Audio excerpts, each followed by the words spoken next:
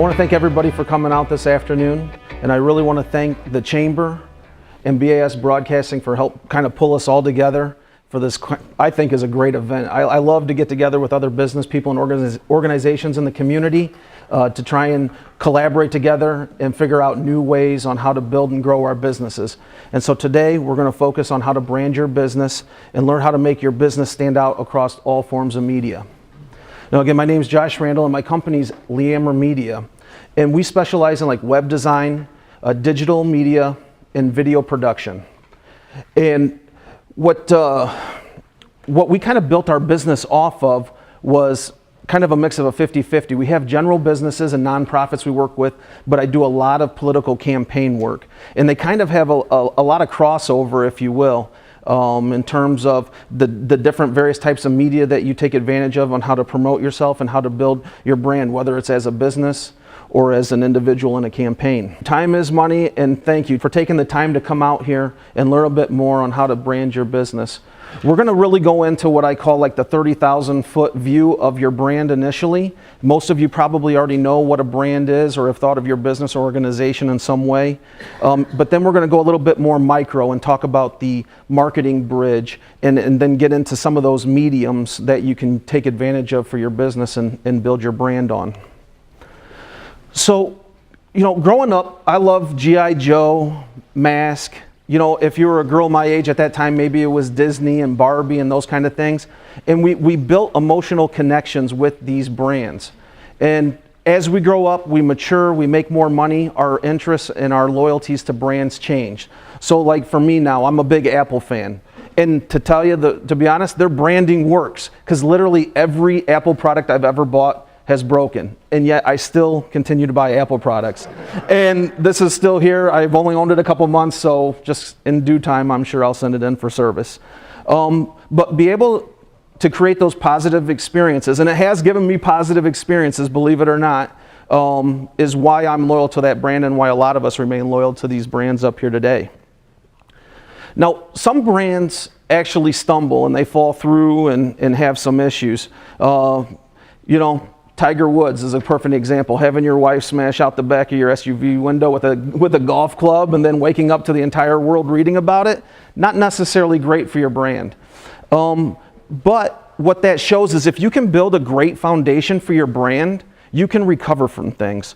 Because just this last weekend, Tiger Woods almost pulled off a win at a tournament, and everybody is re-energized about the PGA again. So what is branding and how is it achieved? And your brand is really the culmination of all the experiences that people have when they've engaged with your business. A brand, ideally your brand will be what the consumer thinks about first if the experience is good. And kind of actually to back up to that last slide a little bit, when I started my business, I started it all based on service, and that's kind of how I built my brand, but I actually stumbled at certain opportunities where I kind of dropped the ball on that, and I was actually able to recover on the end game and build up my brand with that individual again on the follow-up or at the end of the project by delivering great service. So really the experience is everything, and that's what I continue to focus on with my business, is delivering the best experience possible. The law of branding used to be kind of just what you said is what your brand is. So you just put it out there in all the different forms of the medium, and people would just start to kind of understand this is what your brand is. Customers really want more than words. People are buying on emotion nowadays. This is an emotional market. We get excited about things. It's about passion, about that connection, that video you saw on social media that really made you love what that product or service was about.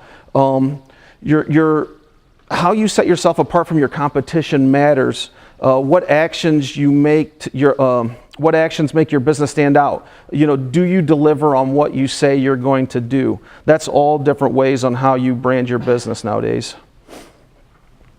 Why is branding important? Let's face it. If people don't know about you, they can't do business with you.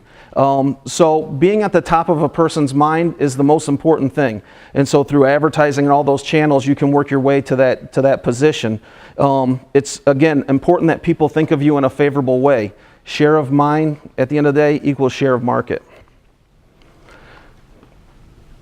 how consumers, again, back to how consumers feel about a brand is really, again, a sum of all those experiences the consumer has had with a brand. Like I said, I like Apple products a lot, but I've had some incidences where I've almost decided, well, before I bought this last laptop, I almost went to a PC. So, you know, is your brand convenient? Does your brand make consumers feel special? You say you have the best service. How do you know that? How do you keep score? What metrics are you following as you go through and try and build your brand? How does your competition describe their brand? And do they tout the same benefits as you? What makes your experience different from your competition? You know, and in other words, is like, what is your unique selling proposition? An example would be when I say mountain grown coffee, everyone thinks Folgers coffee. But the reality is all coffee is grown on a mountain, but they've actually taken ownership of that phrase through good branding. So your unique selling proposition is key to building your brand. The marketing bridge is key to developing a strong, unique selling proposition. The marketing bridge outlines all steps needed to create conversions, like getting to the point where you can close the deal. So getting through that, the price, value, the advertising, the merchandising, your personal brand and your selling, that all plays into helping you get to closing the deal. So how is your marketing bridge? And that's kind of what today's about a little bit. You know, how often do you stop and actually really think about these things? We're all busy. You know, we're meeting with accountants. We're, out in the bit trying to develop business. You know, these are things that kind of get lost, and that's why I think this is a great thing for today. The thing to remember is advertising can't do it all. In fact, your advertising can kill you if you're not even prepared for it. So I could go out and start wanting to advertise $199 websites, and I know I can build 5 websites a week, and all of a sudden my advertising works and I get 100 calls. Now I got 95 pissed off customers that are out there saying I'm not being able to fulfill my obligation. So you really got to make sure you have all your ducks in a row. Make sure you you have the right staffing, the right technology, whatever it is that you need to implement in your business. Make sure that you have that in place before you engage in any kind of advertising. You know, the marketing is any touch between your business and the customer, whether it's internal or external. And the marketing bridge represents the 5 areas that connect your business and your consumer. The bridge really begins with an evaluation of your business before the customer ever even enters into the picture. And these are questions you may want to write down or at least put in the back of your mind to think about for later. Do you offer quality products? Is your business in a good location? Does your business have a good reputation? What are people saying about you out there in the marketplace? Do you offer a good service? What financing options are available? And that plays into, when I first started out, I didn't need financing options because I didn't have the brand there to back me up, so I was doing everything on the cheap. But once I built up my brand to where people wanted to do business with me and I had good demand, I'm now doing, $10, $15, $20,000 websites. I have to be, not everybody's going to stroke a check on the go, so I got to work with them. What kind of payment plans, financing, things like that you can work with people. And then at the end of the day, is your business overall, is it viable? Do you have durability? Does your business have the ability to live and grow and continue to exist? And at the end of the day, is it easy to do business with you? The marketing bridge price value is simple. Is your price right for the value the consumer receives? And second, is the price competitive? And so on that first price, there's some variables that kind of play into that first one. Is the price right for the value received? I feel like in the beginning of my business, I was delivering a lot of value, but I wasn't really getting the price I wanted. Again, that comes into building your brand. The more that people believe in what you do, the more they're willing to pay to match up with the value they're receiving. And then again, you don't have to be the cheapest, but you need to know where you stand in your competitive environment. On the advertising part, advertising is the link that connects you with the customer. Do you have the proper medium? Are you using what's appropriate for whatever business or organization you're in? Are you buying the right amount of ads? Budget is important in determining the right quantity and consistency. I run into this all the time. People want to advertise. You guys all want to get out there in front of your customer, but let's face it, we're all on tight budgets. Maybe not all of us, but a lot of us are. At least we're responsible with our ad dollars. So budget is key. Planning. Do you have a plan? Just this last couple weeks, I've actually had some big organizations from Northwest Ohio call me, and they say, hey, I want to do social media. but they don't really have a plan in place. They don't even know what their budget is, and without that, you really can't achieve anything or hit the objectives or know what you're even trying to go for. And so kind of what we call that is, spraying and praying, like a boost on Facebook. Some of us, I'm sure a lot of us have done Facebook boost in here. You will buy the ad, you kind of put in like where you think you want to target that 30 to 65 plus or whatever it is, and maybe some key interest categories. But at the end of the day, you're just kind of spraying and praying on some of that stuff to kind of hope, and you do it 1 week and then you don't do it again for another 5 months, and that's just kind of that kind of spray and pray thing. If the budget is small, this is key, stick with one medium. So if you only have $200 a month to spend, maybe digital media, some sort of Facebook buy is your thing, but be consistent with it and stick to that one medium. And then is it a good time to advertise? So if you just had a restaurant that made everybody sick with food poisoning, and then you're going to go buy ads in the next day's paper for a $4.99 burger lunch special, it may not be the right time. You might want to buy the ad that says, "I'm sorry." So that's something to think about. Merchandising. What's the experience like? Cleanliness. Is your business clean? Is it a place people want to go? Is it attractive? Are your displays properly organized? Is the lighting good? Items properly marked? Orderly? Is everything orderly? And are things available in a timely fashion? People tend to want things right now. And this was something that I really thought about lately as I've been going in. I've actually found myself going into some customers that I had met for the first time, and I actually was kind of taken back by where their location was, how they had taken care of it. I had, in the back of my mind, I perceived them to be a very successful business, and then in fact they very well are, but they had let their location go, let it kind of go. It isn't up to date. And I think, along with location, web, and a lot of that stuff, it's great to keep that stuff up to date. It just kind of, exudes success, that things are going well. I think people are starting to be more attentive to that kind of thing. And the last link is personal selling. Do you have the product knowledge or know what, about your product that you're actually selling? Can you suggest sell or lead a customer to a decision or an alternative product? Do you know your product's benefits? Does it improve the consumer's life? And be sincere and have a great attitude, and be professional and dress well. I mean, they're just really simple things, but it goes a long way, and you'd be surprised how many people actually drop the ball on it. The buying cycle. This is probably this is the part that kind of gets me the most excited about it. Not just from a branding perspective, but like when I started my business, cash flow was key. I mean, cash flow is key for any business. If you don't have cash flow, you're dead. And so this kind of plays both ways for branding and for cash flow. So you got to look at your business really in a 12-month cycle when you're going into building your brand. The red dot is the hot segment. This is where everybody's trying to get to go, where you want every customer you meet is going to turn into a sale within that 7-day period. Don't waste budget trying to go for the bullseye though.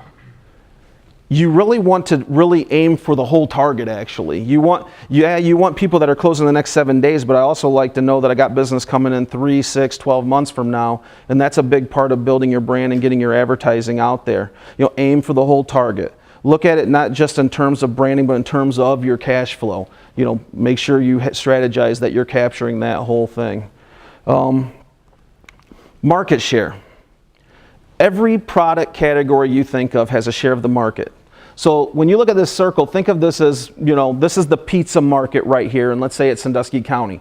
And we got 10,000 people total. This regular economy consists of 10,000 people in Sandusky County. It's never going to get any more than that. And so this is where you're at. Now, all of a sudden, my good friend Roger here decides that he wants to go into business and go against me in the pizza market. Now, I feel confident I'm going to win, but the reality of it is that 10,000 people base for the pizza market just got a little bit smaller, and now Roger's got his small piece of the pie. In a slow economy, the overall piece of the pie may actually get smaller. So we still have 10,000 people in Sandusky County, let's keep that in mind, but the reality of it is now everybody's broke, and now 6,500 people are probably buying pizza on a Friday, and now the slow economy is smaller. So now Roger and I and potentially other people are competing in this smaller, slower market availability, that market share right there.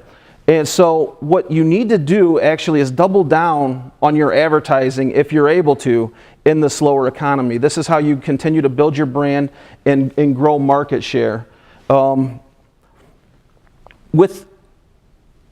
I guess the best example I would give for this is Warren Buffett. He buys stocks, and he always buys in a down market, because the reality is the market's always going to come back. I mean, we're all still here. How many crashes have we been through since the turn of the century, really? And we're still here. So that's another reason to double down on your advertising in a slow market, so that I can continue to fight against Rogers going after my share of the market. And at the end of the day, if you do it right in a slow economy, you can come out of there stronger than ever and have kind of your unfair share of the market. The two worlds of business. Think of a number. This number will represent the number of people in the area that will purchase your product or service. With that number in mind, we need to get ready for these customers. We kind of need to understand our two worlds, the world outside your door and the world inside your door. The world outside your door is your reputation, what people are saying about you when you're not even around. Your customers, how do your consumers feel about your business? What expectations and preconceptions do you want your customers to have about your business? How do you rate against your competition? I'm always thinking about my competition. I have a poster on my wall in my office that says, "What's next?" And that's directly aimed at going after my competition. I want to stay a step ahead of them on everything or more, in terms of what we're learning with what's going on in social media, how we're building our websites, what's cool, the new video transitions that are going on that can make our videos look a little bit cooler than the next guys. Those are the things that we're always worrying about. And the other thing is your advertising helping you get in front of the right customers? Are you getting the right message out there? The world inside your door, this is your chance to secure a customer for life. How your employees or yourself interact with these customers determines a lot. How do you answer the phone? This is a big one for me. When people answer the phone, that just is a big turnoff for me. I guess, I don't know, for me, I just have a little bit more excitement about my business. And I understand an employee that's just an employee, maybe they don't take it as serious as a business owner themselves would, but that's something that the business owner needs to work to help them understand what they're trying to achieve in their business, so that the employee can be equally as excited about it. Do you return calls on time? That's a big thing. A lot of people drop the ball on that, and that's where I get a lot of my business. So-and-so never called me back. And we pick up business that way. Is it easy for your customers to reach you? We place, on our business, we place phone numbers at the top of a website. Make it as easy as possible. Most times, people go to your website, they just want to call you and ask a question. And then when they call you, it just makes it that much easier to make a sale. Does your business name represent what you do? So, and this is another good example. When I started my business, I called it Leammer. Well, no one knows what Leammer is, but it's actually the combination of my son Liam and my daughter Emery's name.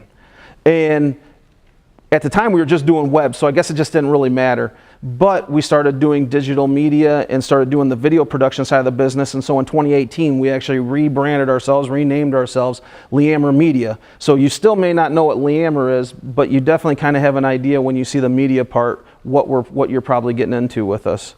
Does your business name, or let's see, is your location good? Location. People want to have easy access to you. And then, are your hours convenient for the consumer? And so this is a big one. If you're like a downtown business, and I don't know, do we have any downtown businesses here at all? We talk about this a lot. I hear about it a lot. There's a lot of businesses that are 8 to 5, but the reality of it is I'm not going downtown to do business between 8 and 5 because I'm doing my own business. So alternative hours, making yourself available, those are key to helping you build better relationships and getting access to more customers. Peter Drucker said businesses have two basic functions: marketing and innovation. So creating content, getting yourself out there, and innovating, making your services better and growing. They are the key to growth and producing results in a business. So really, what is your innovation? What is your unique selling proposition? Is it simple as I'm the cheapest guy in the room? Or what are you willing to do that your competitors are not willing to do? When you started your business, you had an idea and a solution to a problem. When I started this business, I had just moved back from working in China selling chemicals for 6 years. And I was like, I want to do something here. I'm not sure what I want to do. I had kind of dealt with our web presence while we were in China. I started looking around. No one seemed to be really that good at it, in my opinion. And the more I called around, the service side was horrible. So I thought, you know, I don't have to be great at web design at first. I want to get great, but I really wanted to compete on the service side. I knew people just want to be able to call someone and have someone to talk to when they need help. So that's kind of where we came through in our business. You know, what advantage does your company have in doing business with you versus a competitor? And do your employees know what your advantages are to your business? And once you know your unique selling proposition, establish your story. You need to tell everyone about it. So why advertise? Well, the reality of it is we see over 5,000 ads a day, maybe even more. I'm wearing Columbia. Some people are wearing, you know, Nike or Under Armour. We're inundated with brands everywhere we go. And so, you know, and then what happens is we go to bed, we sleep, we wake up, and that whole inundation starts all over again. And so what you see is, I mean, those big brands are really good at that, but the largest mistake most small business owners make is not planning and executing and trying to get to where those guys are. You know, you need an annual marketing plan.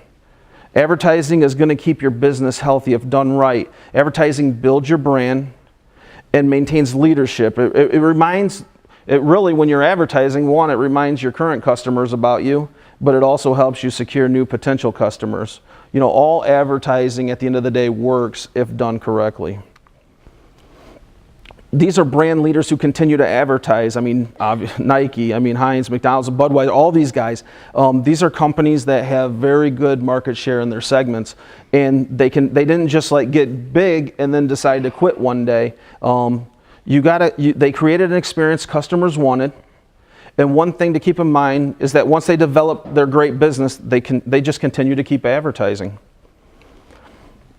So how did Heinz and Walmart, McDonald's, the Budweisers get branded? Consider this. Think of the consumer's mind as a bunch of little ladders in the mind.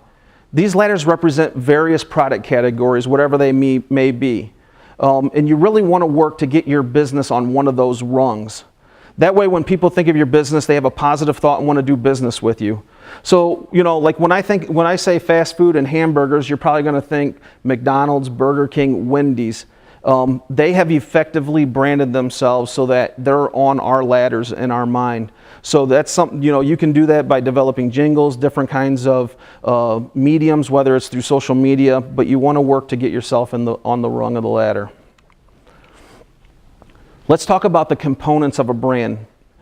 Details to review so that you can begin to brand your business. So these are things that you might want to sit down with your team after this or go through or just make mental notes for yourself. Again, does your business name say what you do? That doesn't always have to be the case. If you're branding yourself and, you know, there's a lot of weird names out like Uber, you know, they've built the brand. Everybody knows what Uber is now. It doesn't necessarily have to say car driving service, you know. But that's a big part of it. Do you have good service during and after the sale? How do your employees treat their customers? Again, just continue to reiterate that. You know, great customer service. Is your website up to date? Is it easy to find information? You have competitors. What are they doing better than you? What's your advantage against them? And again, back to how the phone is answered. Just that first interaction with your business is key. And can your employees solve customer issues? Do they know the problems, or do they always have to come to you and make the customer wait? And what is your company culture? Is your signage easy to read on your business? Do you follow up with customers after the sale? Make sure your products and services maintain quality. We do that a lot at my business. We actually reach out to people and just check in and see how they're, you know, what's going on with their web, see if they're getting what they're looking for. And then again, is your advertising consistent? Are you consistently out there trying to get in front of people? And the keys to branding are really simple. It's frequency. You need to consistently get in front of people. It's no different than how I'm teaching my kids rocket math at home at night, or really I should say my wife, she does most of it. But It's that repetition. We actually, you know, our kids were lagging behind. We went and we asked the teachers to give us practice tests. Every night my kids sit there and do their rocket math, and now they're crushing it. They lead their whole class in it. And it's the same thing with advertising and building your brand. It's that repetition. It becomes familiar. Reach. You know, do you have the budget to have the appropriate amount of reach? That budget, you know, that's one thing I would tell everyone. If there was 3 things I'd tell you to write down here, if you want to talk to me later about, would be budget, self-awareness, and patience. And we can get into more detail about that later. But reach, you need to have the budget so you can reach as many people as you can. And it also helps you get away from that, you know, again, spraying and praying your advertising around, just hope that it works.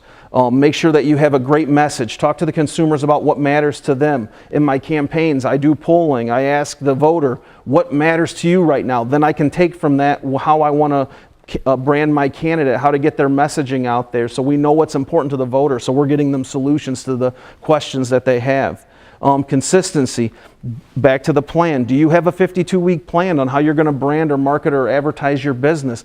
A lot of people don't have that, and if you don't have it, like a calendar of when I'm going to do my post on social or when I'm going to start running radio ads or TV, you're just not going to follow through. You're not going to have the ability to execute. So marketing and innovation really at the end of the day does produce results.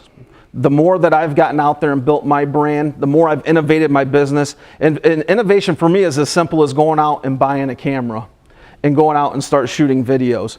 And that produced results. Our business started to grow, you know, 3 times, 4x, whatever. I mean, we're before we were wondering how we're going to pay the bills, and 2 years later we're you know, making more money than we know what to do with. It's a great place to be at, but it doesn't have to be crazy innovation. It can be simple as adding a new product or service to your business.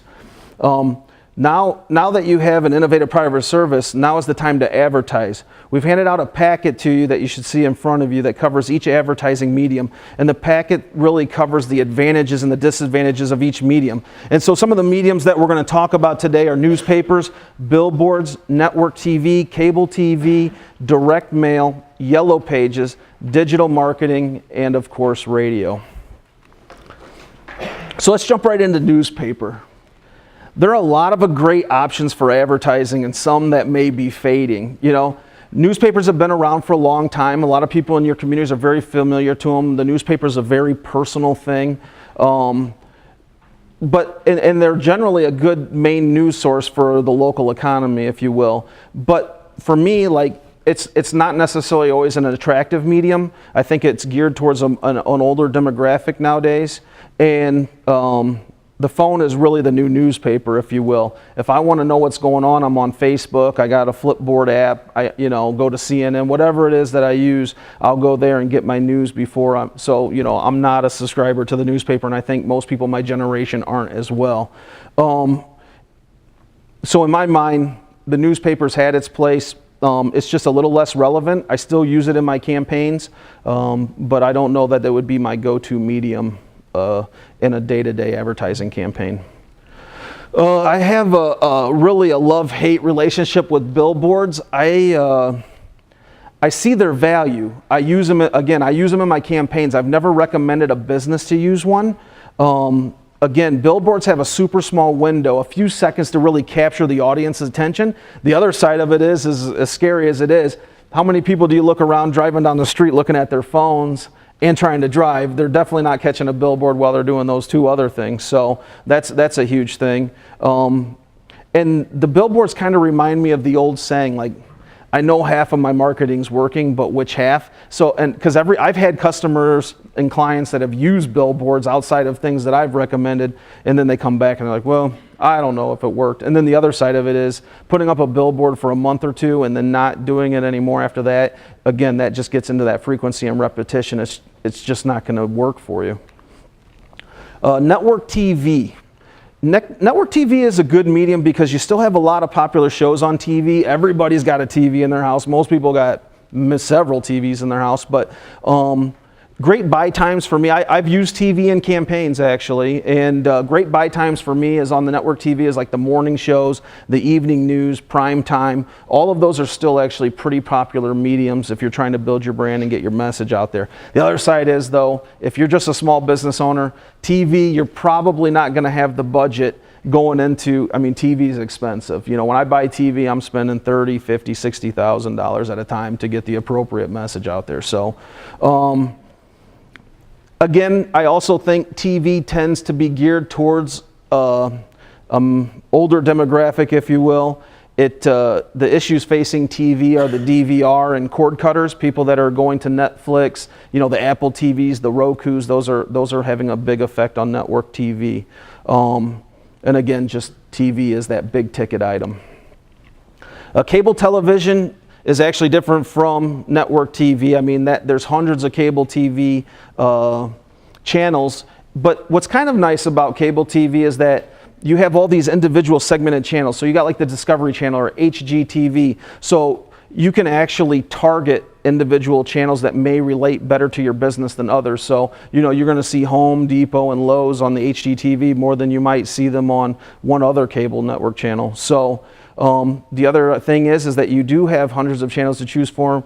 Therefore, a lot of them aren't even getting watched. So it's kind of advertising there's a little bit more affordable, but again, depending on your budget, it may not be as effective. And cutting the cord of plays here as well. I'm a big Apple TV, Roku guy myself, so and everything. I pay to not have commercials on YouTube. I pay to not have commercials on Hulu, and then I have Netflix. So you're not getting to me on any of those mediums. Direct mail marketing touches all of us every day. The volume of mail we get is high that we refer to, and it's so high we actually refer to it as junk mail. It's literally, we get it, walk it to the trash. You know, if the car dealership has a cool scratch off, I give it to my kids to play with, and then it makes its way to the trash. Direct mail is basically sending offers and promotions to current and potential clients. Some pieces may just have a sales letter. Some may be trying to drive an immediate action. Maybe it's, you know, Subway or Domino's or one of the pizza. You know, you usually see it from like the food places offering a great deal on Friday night special for pizza or whatever.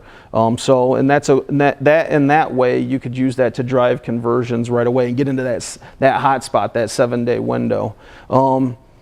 It has a place just like any of these mediums, but cutting through the mail noise is going to be tough. I mean, I use it in my political campaigns again. It's just one of those things that's kind of a necessary evil. And at the end of the day, I would really just say all of these mediums matter, but again, it just comes back down to budget. The yellow pages, I would say that this is probably the last year that this should ever be in this presentation because it's basically dead to the world. It's dead to me. And the first 4 clients I ever had when I started this business were spending $30,000 or more a year on yellow page ads just to be in all the different sections. And that was probably within the the last 4 years, I guess. So, but in that 4 years, they went from that to 0. So that says a lot about the yellow pages. And the new yellow pages, and the tip I'll give you guys here is Google+. If you don't have a Google+ page, get one. Google is the new yellow pages for the web. It's free. You can set it up. You can set product categories. You can set your hours of operation, your phone number, links to your web, show pictures of your business. It's great. And it comes up, so when you search something locally and you see that list of different people on the map, that's driven by the Google+ page. Digital marketing and your web presence is huge in 2018. Websites, e-blasts, Facebook business pages are as big as ever in the digital age. Facebook basically now, though, forces you today to reach your audience. Well, let me rephrase that. So Facebook is a great medium to get out there, and most of us have a Facebook business page. But even Facebook's changing a little bit in the sense where before, 2 years ago, if you had 1,000 followers, you could get to your 1,000 followers every time you post. Now they've made it where you're maybe getting to 10, 20%, and you have to pay or boost to even get in front of your own followers, plus beyond them. So that's a big part of it. Social media is great if you just don't have a budget and you still want to do something. So You know, yesterday a lady asked me, she's like, I just don't have really any money to do it. Social is still a great, I mean, that's probably the place you're going to have to go. It gives you an opportunity to at least get out there and do something. And hopefully if you can get some interesting enough content, people will latch on and follow you and engage with your business. It's also great for building, social media is great for building your personal brand.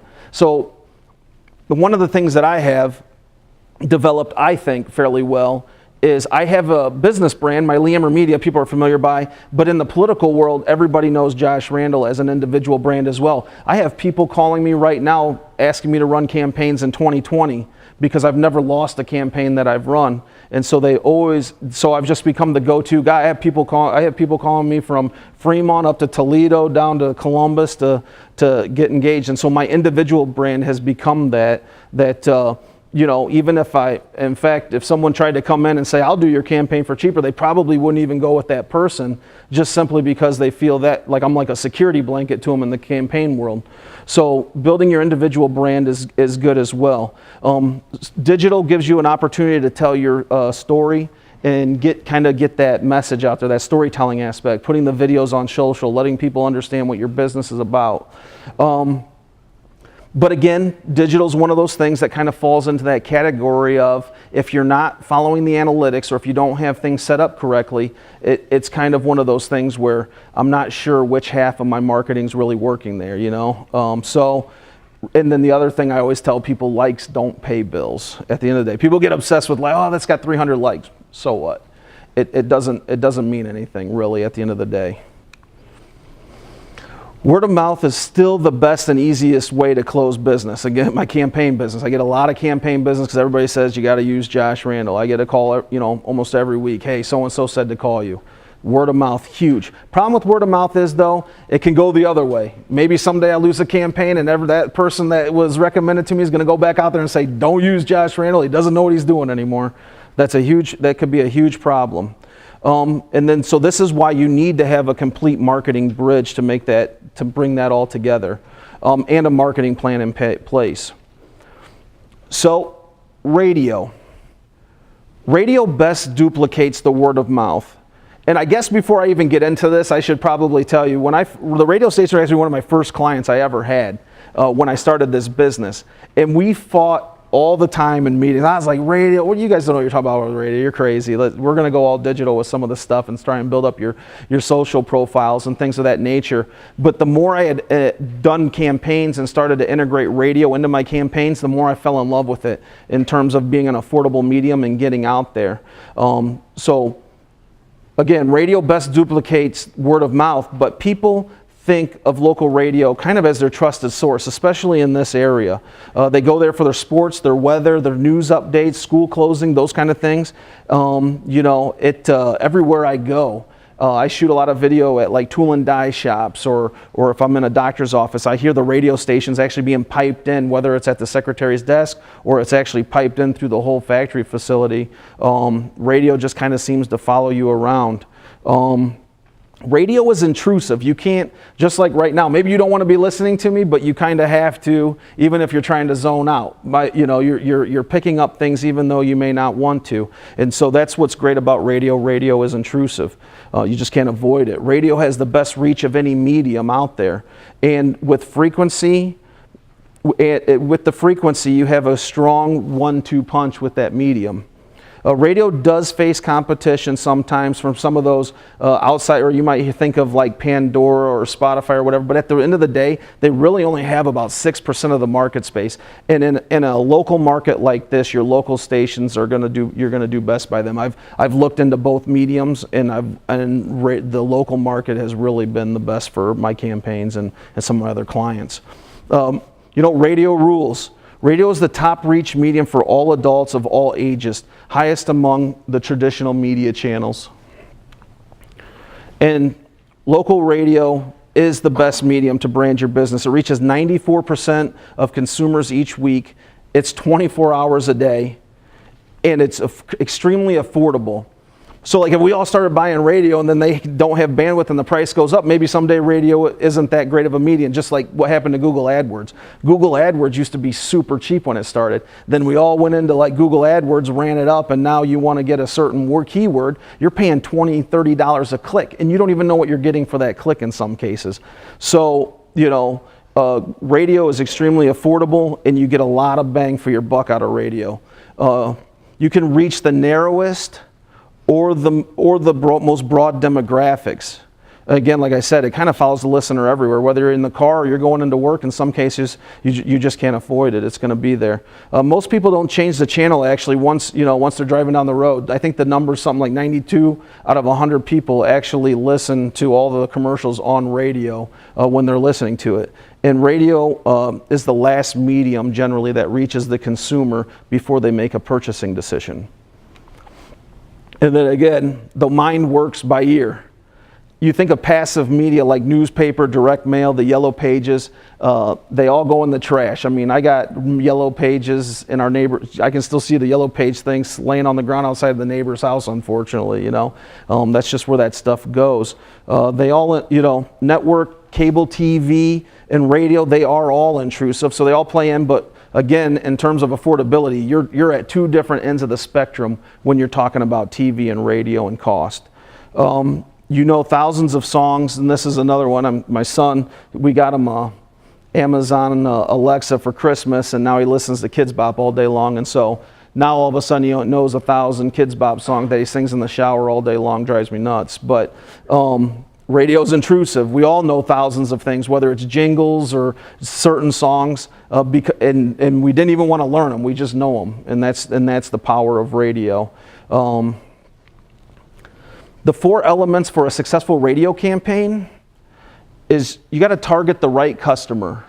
Is your message compelling? And when we're at my political campaigns, we're always trying to write the right message. Is it something that people would be interested in? Are we getting to the right talking points? Make sure you have that strong message. Be compelling. In some cases, you may want to create that sense of urgency. You want to get them to call you today, and also make sure you're running your ads often. So all of these advertisers you see up here, they utilize radio for their business. And they continue to use radio for their business today for one simple reason. They know that radio works. It's a part of their ad plan, their marketing plan that they put together to help build their brand. And then one last thing is seek out local market input. Get out of your office, go out and meet people. I do that all the time. I take meetings with people I know I'll never do business with just because I'm trying to learn about how they did it. What are they up to? What do they see going on out in the market? That's huge. What are they hearing about my business? What input do they have for me on how I can build and grow? So meet people, network. These events are great for that. If you can walk out of here with 2 new friends, it's that much better for your business. Talk to your employees and really listen to what they are seeing. A lot of times, and be approachable. I guess the other side of it is some employees just aren't even going to tell you anything because they're just waiting for you to blow up or be frustrated or discount whatever you're trying to tell them. You really got to have an open mind and be willing to take criticism and deal with it effectively. Make sure all the people around you are aligned with your goals. Make sure that, again, they understand what you're trying to achieve through your business and that they can be equally excited about it, that they can contribute to the process. And execution is the key to winning. You can have a plan, you can talk about a budget, but if you don't go out and execute, it means nothing. It was a complete waste of time. And never underestimate the power of your competitors. And I have this talk all the time with people, with my customers, with my wife who I do my business with. People are coming for me, I know it. People are trying to get better just like I'm trying to get better. And they want to put me out of business just as much as I want to put the next guy out of business, The guy sitting there shooting video today, he's my competitor, so to speak. But I don't want to put him out of business. I don't want him to go hungry. But I want to get to the point where maybe he has to come work for me. And that's something that I think about. Not all the time, but it's there. So that's something that you guys should think about too. And then finally, I just kind of want to, again, thank BAS for helping us kind of pull this together. BAS Broadcasting is a locally owned radio station, and they're from Toledo to Cleveland, and they have some coverage down in the Columbus area. And really, they have this broad medium, mass appeal music intensive format where they play really all the popular songs all the time. And they've become really known in their communities. They're a trusted source for news. They have veteran announcers. You probably, maybe if you're on the road, you listen to your Friday night football games on them. They've become very cemented in the communities that they serve. And then finally, if you'd just like to learn more about radio, or if you have questions for me, feel free to leave your card at the end or sign up at the end, and we would be happy to sit down and talk to you kind of about what you're trying to achieve with your marketing goals, and maybe even work with you to set up a plan. So I really want to thank everybody for coming out. Again, thank the Chamber and BAS Broadcasting for kind of bringing us all together. If anyone wants to hang around and ask questions afterwards, I'll be happy to take them. Thank you. Enjoy your afternoon.